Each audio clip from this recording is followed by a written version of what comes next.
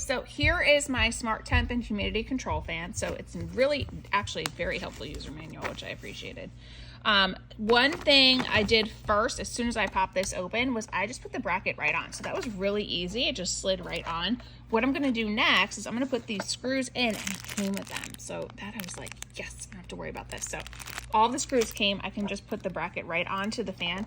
For my greenhouse, I am not going to need all of this because this would be on, like for an example, if you wanted to do this, you know, install some pipes, like this is pretty heavy duty. This is kind of awesome that it has this capability. For my greenhouse, I don't need that. It's a relatively small greenhouse, so I can just hook this up and it'll be nice and easy. And of course, here's the charger that it came with.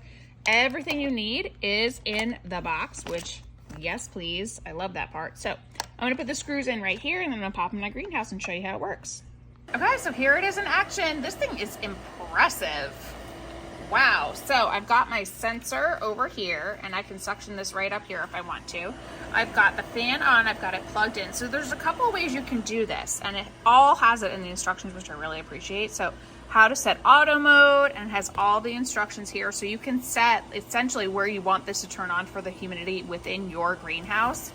You can also just do manual. So you can plug it in, the screen will display the current. So that's where we are right now. Okay, not bad. We can there we go. Let me make sure I can focus on for you guys. Short press, set manual to start manual mode. The blue light will flash and the fan will start running, and that's exactly what's going on.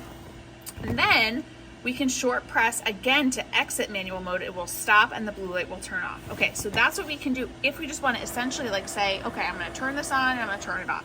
If you want to set it, you can follow these steps, long press and then short press, and you can actually dictate to the fan when you want it on and off based on the temperature and or the humidity. So this is actually really impressive and it's a really nice size. Let me show this to you.